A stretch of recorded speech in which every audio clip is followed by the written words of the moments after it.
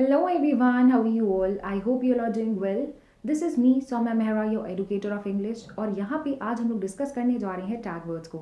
जिनको नहीं पता टैग वर्ड्स क्या हैं, ये वर्ड्स काफ़ी हेल्पफुल रहेंगे आपके एग्जाम्स में, जो आपको हेल्प करेंगे ये बताने में कि आपको आंसर क्या टिक करना चाहिए। देखिए, सब कुछ डिपेंड करता है आपके क्वेश्चन के ऊपर। अगर क्वेश्चन आपसे पूछ रहा है सिंपल सा तो आप उसके हिसाब से आंसर करोगे, और अगर क्वेश्चन में लगा है नॉट तो भी आपको ध्यान देकर आंसर करना है। आजकल आपके एग्जाम्स में ऐसे क्वेश्चंस आते हैं जिसमें नॉट लगा होता है, तो please read the question carefully. जैसे आप एग्जाम हॉल में बैठे हो और आप कंफ्यूज हो रहे हो कि यार मैं ऑप्शन नंबर 1 टिक करूँ, सेकंड टिक करूँ, कौन सा है। जैसे दो ऑप्शन में काफ़ी स्टूडेंट्स कंफ्यूज रहते हैं, तो with the help of these tag words आप आसानी से आंसर कर ले जाओगे। Positive tag words and negative tag words का ध्यान में रख के आंसर करना है। जो भी क्वेश्चन करोगे आंखें बंद करके ये मत कर लेना कि पॉजिटिव है इसलिए कर दे रहे हैं इसको। काफ़ी क्वेश्चन आपके ऐसे एग्जाम्स में आए हुए हैं जिसमें सारी पॉजिटिव बातें हैं लेकिन लास्ट में कुछ नेगेटिव लिखा हुआ है। ठीक है, मतलब क्वेश्चंस में लिखा हुआ है अपॉर्चुनिटी देना, इनकरेज करना, लेकिन बाद में बिल्कुल नेगेटिव बात लिखी हुई है, तो आपको ऐसे आंसर्स नहीं टिक करने। काफ़ी ज़्यादा इंपॉर्टेंट वीडियो है, इस वीडियो को एंड तक जरूर से ज़रूर देखिएगा। पसंद आए तो लाइक करिएगा and don't forget to share with all your friends. सबसे पहले जो हम लोग पढ़ेंगे that is your positive words. So let's get started with the positive tag words.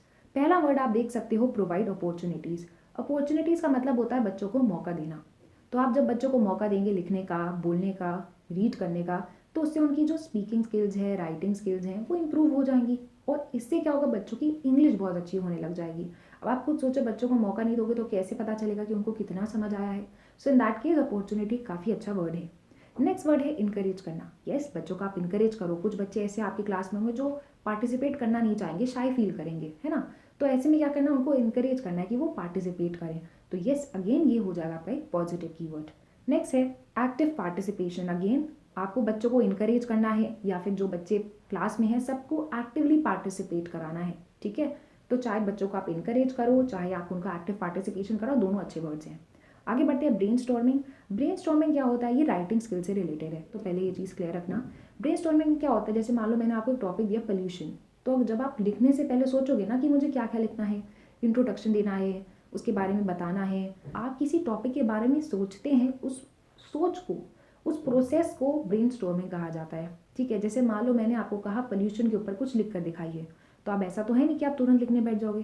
पहले सोचोगे कि मुझे क्या बताना है, कितने प्रकार के होते हैं, क्या क्या एग्जाम्पल्स देने हैं, फिर गवर्नमेंट क्या कर रही है उसके लिए कम करने के लिए। तो ये सब आपने पहले सोचा फिर लिखना चालू करोगे। तो जो सोचने का प्रोसेस होता है उसको हम बेसिकली ब्रेन स्टॉर्मिंग कहते हैं। तो अगर आप में से किसी को पता है कि ब्रेन स्टॉर्मिंग जो है किस अप्रोच का हिस्सा है तो do let me know in the comment section, क्योंकि काफ़ी इंपॉर्टेंट क्वेश्चन बनता है उस अप्रोच से। ठीक है, तो जिसको आता है जल्दी से कमेंट सेक्शन में ज़रूर बताना। नेक्स्ट टैग वर्ड है दैट इज इंटीग्रेटेड मैनर।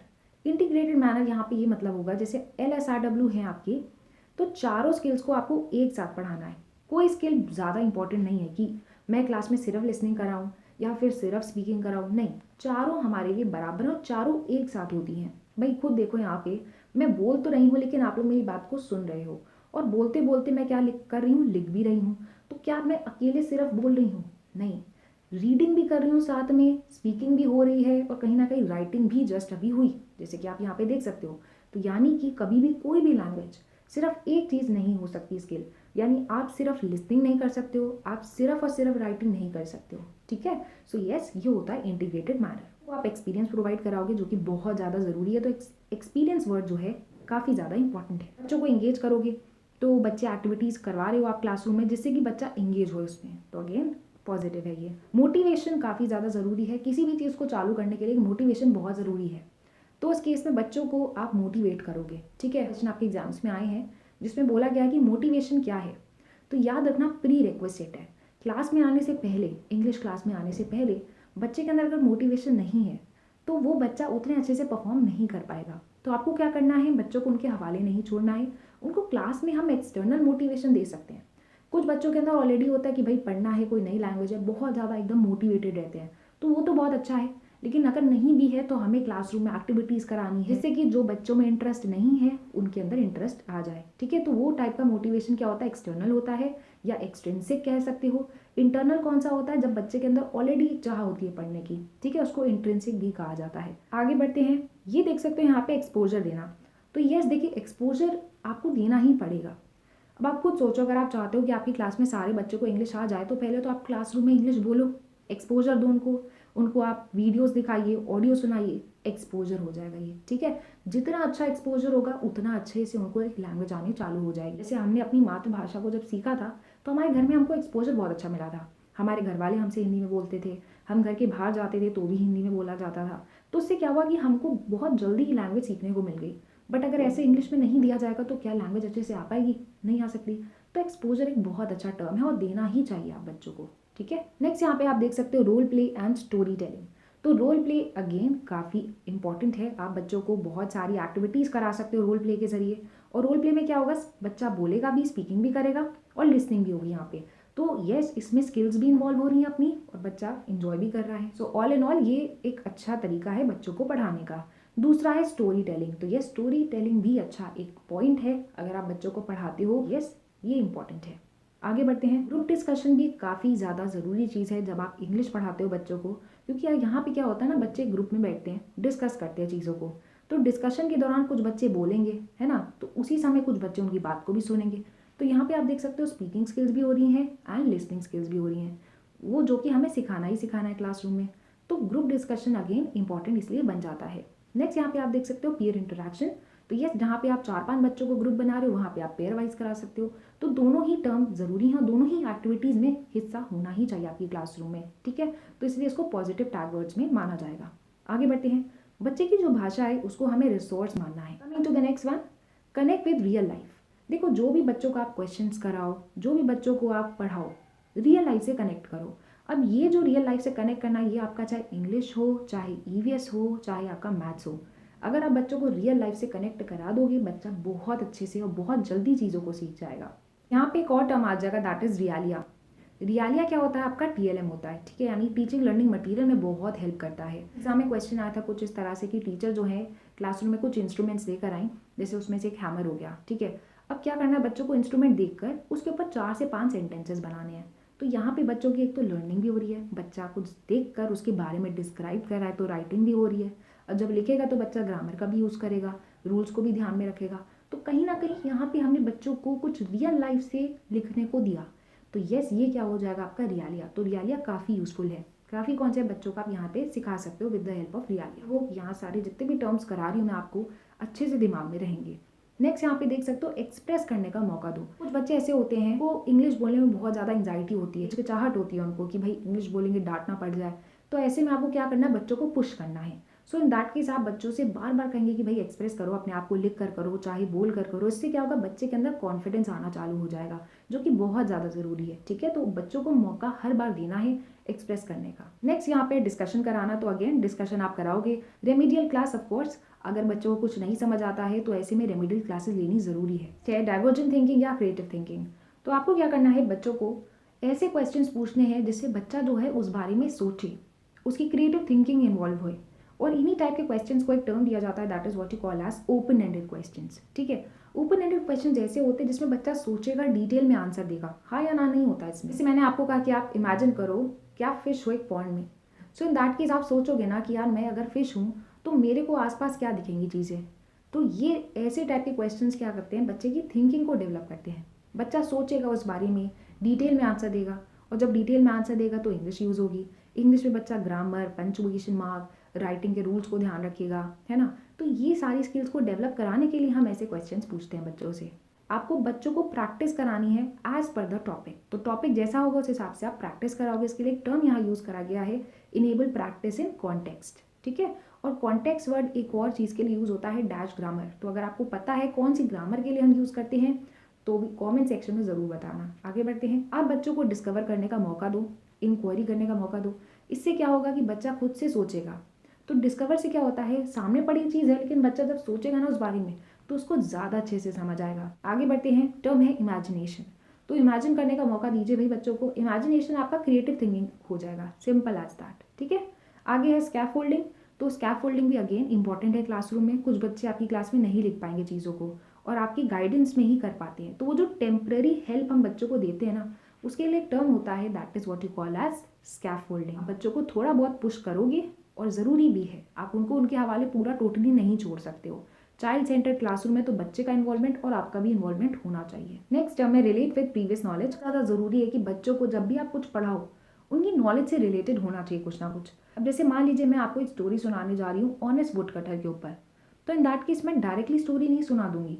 सबसे पहले हम लोग डिस्कस करेंगे कि भाई ऑनेस्टी क्या होती है। इससे क्या होगा ना कि बच्चा सोचेगा कि भाई ऑनेस्टी क्या है। अगर उसके कुछ भी पता होगा ना उस बारे में तो वो बताएगा, और जब वो बताएगा और मैं जब स्टोरी उसको सुनाने लगूंगी उसका ऑटोमेटिकली इंटरेस्ट आ जाएगा उसमें। तो यस, प्रीवियस नॉलेज से रिलेट कराना काफ़ी ज़्यादा ज़रूरी है। आगे है टीएलएम। तो टीएलएम के लिए यहाँ पे एक शब्द यूज़ होता है सप्लीमेंट के, यानी कि टीएलएम हेल्प करता है टीचिंग लर्निंग प्रोसेस में। आगे बढ़ते हैं, बच्चों को इंटरैक्ट करने का मौका दो। भाई जब बात नहीं करेगा तो सीखेगा कैसे इंग्लिश, स्पीकिंग स्किल्स कैसे आएंगी, लिसनिंग स्किल्स कैसे इंप्रूव होंगी। So in that case interaction is like very very important. Next है मल्टीलिंगुअल अप्रोच। तो येस, मल्टीलिंगुअल आपको ध्यान रखना है, बच्चे की जो भाषा है उसी को हम रिसोर्स या असेट मानेंगे। एंड एक और चीज़ को याद रखना, जितने भी अप्रोचेज हैं, मेथड्स है, एक बार उसको रिवाइज कर लेना, क्वेश्चन उनसे भी आते हैं आपके एग्जाम्स में। आगे बढ़ते हैं, फीडबैक। बच्चों को फीडबैक देना जरूरी है, ठीक है। जब आप बच्चों का फॉर्मेटिव असेसमेंट कराते हैं तो ऐसे में बच्चों को फीडबैक मिलता है, साथ ही साथ टीचर को भी फीडबैक मिलता है। नेक्स्ट टर्म है, आप देख सकते हो लर्निंग बाय डूइंग। तो ये कंस्ट्रक्टिविज्म अप्रोच के तहत है। यहाँ पे आप बच्चों को मौका देंगे और बच्चा खुद से चीज़ों को देखेगा और समझेगा। इसके लिए यहाँ पे एक टर्म डिस्कवर भी यूज कर सकते हैं, ठीक है। And the last one is appreciate. Appreciate term कहाँ पे याद रखना है, जब भी बच्चों को हम पोएम कराते हैं तो पोएम इसलिए कराई जाती है जिससे कि बच्चा जो है एक तो एंजॉय कर सके एंड अप्रिशिएट कर सके, ठीक है। तो ये दोनों टर्म्स जो होते हैं ध्यान रखने हैं आपको। आई होप जितने भी हम लोग ने टैग वर्ड्स करे हैं यहाँ पे अच्छे से सबको समझ आए हैं। अब आगे प्रोसीड करते हैं और देखते हैं नेगेटिव टैग वर्ड्स कौन से हैं। हम लोग पढ़ने जा रहे हैं नेगेटिव टैग वर्ड्स को। तो सबसे पहला जो टैग वर्ड पढ़ने जा रहे हैं दैट इज ओनली। और ओनली से अपने को बच के रहना है, ठीक है। ओनली एक ऐसा टैग वर्ड है जो काफ़ी ज़्यादा कंफ्यूज करता है स्टूडेंट्स को। ओनली मतलब समझते हैं आप लोग क्या होता है? मतलब मैं कह रही हूँ ओनली दिस टॉपिक पढ़ के जाओ, मतलब ये टॉपिक ही पढ़ के जाओ, इसके अलावा कुछ ना पढ़ के जाओ। तो ऐसा नहीं हो सकता है, आपको सब कुछ पढ़ना पड़ेगा। मैं कहूँ सिर्फ यही वीडियो देखो तो इसके लिए इंग्लिश क्या हो जाएगी, ओनली दिस वीडियो, तो गलत हो जाएगा ना भाई, बाकी टॉपिक भी तो पढ़ोगे।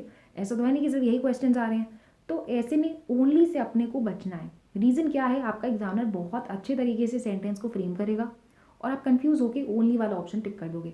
अब ओनली ऑप्शन कब लगाना है, जब जैसे मान लीजिए कोई थ्योरी दी गई है या कोई थ्योरी जिन्होंने दी है, अब आपको श्योर हो, एकदम श्योर शॉट हो कि ये 200% श्योर हो कि यार यही थ्योरी इन्हीं की द्वारा दी गई है और उसमें अगर ओनली लगा है तभी आंसर टिक करोगे। इसके अलावा कोई ऑप्शन में मत टिक करना ओनली, ठीक है।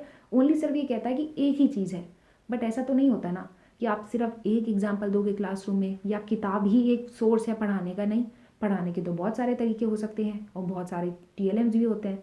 तो ऐसे में हमने ओनली से थोड़ा सा आपको दूर रहना है, ठीक है। ओनली अगर ऑप्शन आ जाए, अगर आप 200% श्योर नहीं हो तब तक आंसर टिक मत करना, उसको क्रॉस कर देना अपने माइंड में, ठीक है, एलिमिनेट कर देना, हटा देना उसको। नेक्स्ट वन है मेमोराइज। तो रट्टाफिकेशन नहीं कराना है, अपने समझाना है बच्चों को। इग्नोर लर्नर्स, भाई उन्हीं को पढ़ा रहे हो, आप बच्चों को इग्नोर कर दोगे तो बिल्कुल ही नेगेटिव हो गया है ना। तो ऑब्वियस ही बात है, इसको आप देख कर कट कर दोगे।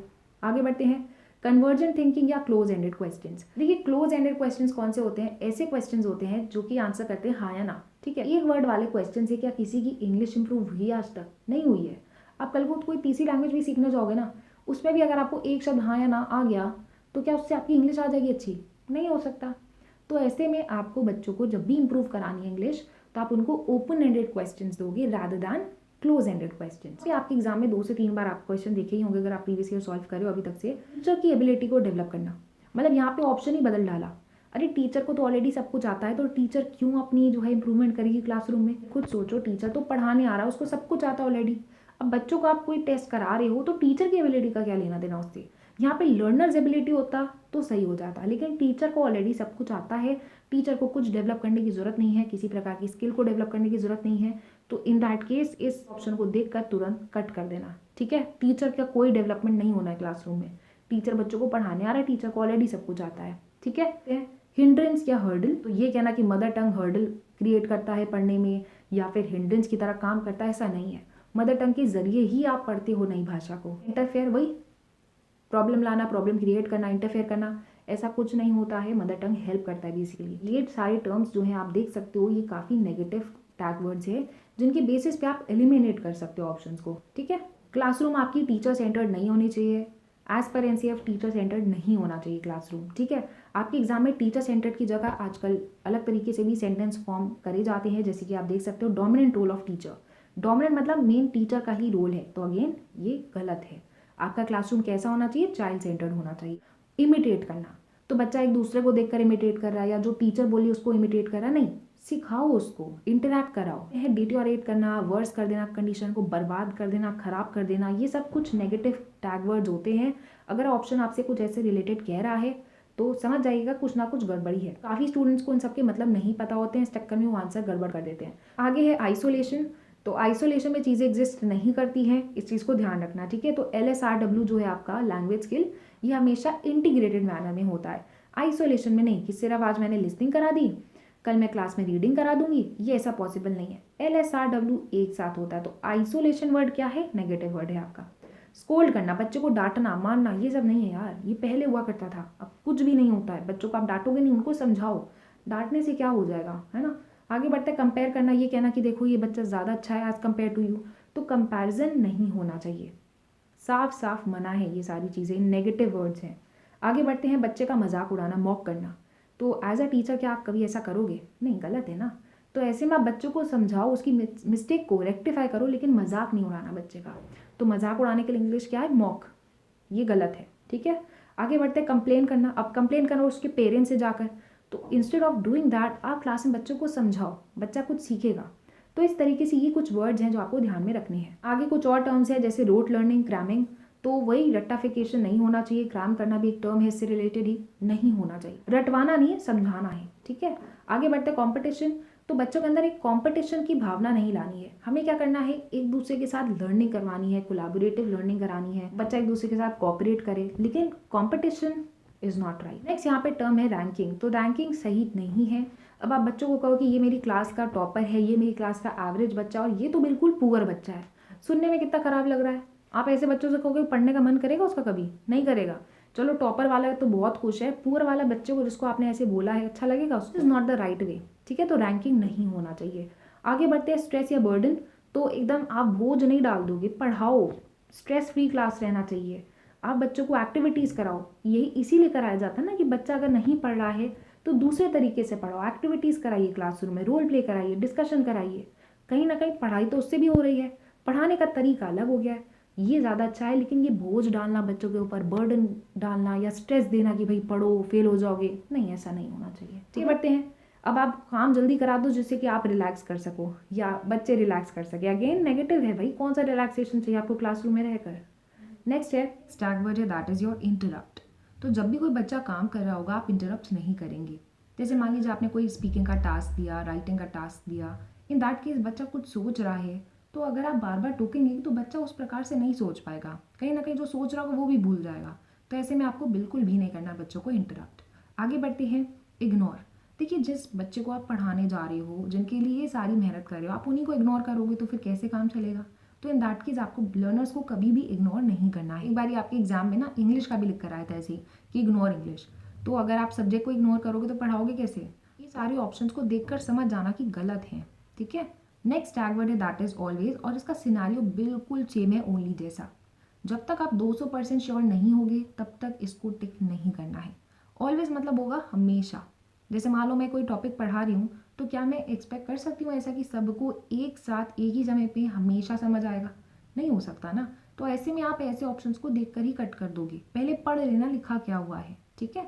आगे बढ़ते हैं सेग्रीगेट करना बच्चों को। तो ये चीज़ करना बिल्कुल गलत है। खुद सोचिए आप यहाँ पे क्या कर रहे हो, बच्चों को कह रहे हो कि मेरी क्लास का टॉपर है इसको आगे बिठाएंगे, एवरेज बच्चों को दूसरी रो में बिठा देंगे, और जो पुअर बच्चे हैं जो बिल्कुल फेल होते हैं उनको लास्ट में बिठाएंगे। तो जो बच्चे ऐसा सुनेगा अपने बारे में उसको अच्छा लगेगा ऐसा सुन के? नहीं ना। तो आपको क्या करना है, ऐसे टाइप के ना तो स्टेटमेंट क्लास में पास करने हैं और ना ही बच्चों को सेग्रीगेट करना है। सारे बच्चे आपके लिए बराबर हैं, सबको एक बराबर समझ के आपको पढ़ाना है बच्चों को, ठीक है। आगे बढ़ते हैं जेंडर बायस, यानी आप ये नहीं भेदभाव करोगे कि लड़का है तो पढ़ाना है, लड़की है तो पढ़ाना है, दोनों आपके लिए इक्वल है। आजकल एग्जाम में ना आपके एक दो बार आया है ऐसा ऑप्शन लिख के जिसमें जॉब का लिखा हुआ है, तो आप बच्चों को जॉब के लिए प्रिपरेशन नहीं करा रहे हो, आप बच्चों को कोई नई स्किल सिखा रहे हो, नॉलेज देने के लिए स्कूल बुलाया जाता है, ना कि जॉब प्रिपरेशन कराई जाती है। तो ऐसा ऑप्शन देखकर कट कर देना है। एक और टर्म यहाँ पे हो सकता है जैसे डिस्करेज करना, तो आप बच्चों को डिस्करेज नहीं करें। ऐसे यहाँ पे एक और नेगेटिव हो जाएगा, दैट इज प्रोवाइडिंग नोट्स। तो जब आप बच्चों को नोट्स देंगे तो आप कोशिश ये करो कि बच्चा खुद से नोट्स बनाए। स्पून फीडिंग हर समय नहीं अच्छी रहती है, तो इस चीज़ को ध्यान रखना है आप। ऐसी टाइप का एक और नेगेटिव टैग वर्ड हो जाएगा वर्डलेस देना। जैसे मान लीजिए बच्चों को आप कोई नया टॉपिक पढ़ाने जा रहे हो, तो आप पहले से उसका वर्ड मीनिंग दे दोगे, जो जो शब्द उस चैप्टर में आए हैं। तो ऐसा नहीं करते हैं, जब आएगा वो वर्ड आप उसको समझाओगे। तो वर्ड लिस्ट देने से कोई गारंटी नहीं है ना कि बच्चा पढ़ेगा, वो तो रख देगा बाद में।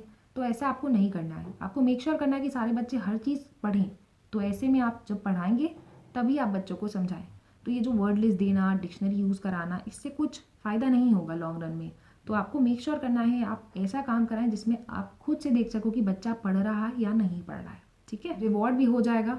देखिए, रिवॉर्ड आप बच्चों को बार बार दोगे तो एक पॉइंट ऐसा आएगा कि बच्चे को लगेगा अरे ठीक है मिल रहा है कोई नहीं। तो आपको इस तरीके से नहीं करना है, आप बच्चों को अप्रिशिएट करो लेकिन बार बार रिवॉर्ड देना द राइट वे। इसके साथ साथ हमारी क्लास के लर्नर्स कभी पैसिव नहीं होने चाहिए। भाई अगर आप पैसिव लर्नर्स हैं अपनी क्लास में तो आप खुद सोचो, मतलब बच्चा पार्टिसिपेट ही नहीं कर रहा है, वो सिर्फ सुन रहा है।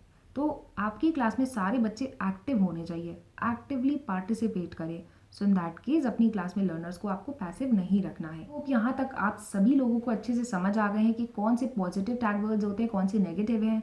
और जब आप रीड करेंगे क्वेश्चंस को तो ये सारे टैग वर्ड्स को ध्यान में रख के आंसर करिएगा। ठीक है, अगर जैसे मान लीजिए कोई क्वेश्चन ऐसा आता है जिसको आप आंसर नहीं कर पा रहे हो तो इन दैट केस ये टैग वर्ड्स बहुत ज़्यादा हेल्पफुल रहेंगे आप सभी लोगों के लिए। So that is all for this video. I hope सब कुछ क्लियर है। जो भी डाउट होगा do let me know in the comment section. पसंद आए तो लाइक करना, शेयर करना अपने सारे फ्रेंड्स के साथ and don't forget to subscribe to this channel. Bye, take and all the best for exam.